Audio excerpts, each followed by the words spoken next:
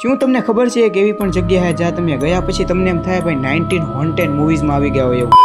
ફિલહાલ ધરમકોટથી અમે નીકળી જાય નદી વ્યૂ ને ભાઈ ત્યાંથી હે ને બરફથી ઢકાયેલા હાવ નજીક પહાડ દેખાય. થોડો ઘણો સફર ત્યાં કરીને ફાઇનલી મિત્રો પહોંચી ગઈ નદી વ્યૂ ને ભાઈ અહીંથી કઈ નજારા હે ને ભાઈ નેક્સ્ટ લેવલ. અને હા ઓલો આપણે ચેલેન્જ લીધો હતો કે ભાઈ હીરા શીખીને આપણે જવાનું છે હિમાચલ પ્રદેશમાં મેચ જોવા. અને મેચનું તો એવું તમને નેક્સ્ટ વિડીયોમાં કે પણ હીરામાં ત્યાં કેવો મંદિર જેવો માહોલ છે ખાસ કોમેન્ટ કરજો. મેં ભાઈ મારા સપનામાં નહોતું વિચાર્યું કે હિમાચલ પ્રદેશમાં ભાઈ મારો જન્મદિવસ ઉજવાય ને બધું ભાઈ મારા કાકાના કારણે શક્ય થયું છે. ખેર એ બધી વાત જો મુદ્દા ઉપર આવી. જો તમે આવી જગ્યા ઉપર આવતા હોય તો ફોન મેમરી ખાલી કરીને આવજો કે કેમેરો લઈને આવજો, કેમ કે ફોટા પાડી ભરીને ધરાઈ જાવ તોય મન નહીં ભરે. ખરેખર આ જગ્યા ભાઈ એટલી શાંત અને એટલી ખૂબસૂરત હતી ને ભાઈ આયલી જવાનું મન થતું જ નહોતું. પણ હજી અમારે જવાનું હતું ભાઈ ચર્ચ જોવા. નામ સુનતે ભાઈ મન મેં ડર કા ખૌફ. અને રસ્તામાં આવતું હતું ભાઈ ડલ લેક લોકેશન ને આ લોકેશન મિસ કરી એવું બને જ નહીં. આ જગ્યાએ થોડું કામકાજ ચાલુ હતું એટલે ખૂબસૂરત નહોતું લાગતું પણ તોય ખૂબસૂરત લાગતું હતું ભાઈ. ફોટા બોટા એકાદ પાડી નીકળી જાય પછી આપણે ચર્ચ જોવાને ફાઇનલી મિત્રો પહોંચી ગયા ને આવેલું છે ભાઈ હિમાચલના મેકલોડગંજ ની અંદર. આ જગ્યા જેટલી દિવસમાં એસ્થેટિક વાઇફ દે છે ને સાંજ પડે ને એટલી ખોફનાક થઈ જાય છે. હા 117 વર્ષ પ્લસ જૂનું છે ને આનું નામ છે ભાઈ સેન્ટ જોન ચર્ચ. ને આનો વિડીયો ભાઈ હું હિન્દીમાં અલગ બનાવવાનો છું એ ભાઈ આપણા ઇન્સ્ટાગ્રામમાં જ ખાલી આવશે એટલે સબસ્ક્રાઇબ ફોલો કરી નાખો ને જોવું હોય તો ભાઈ મારા ઇન્સ્ટાગ્રામ એકાઉન્ટ પેજને ફોલો કરી નાખો.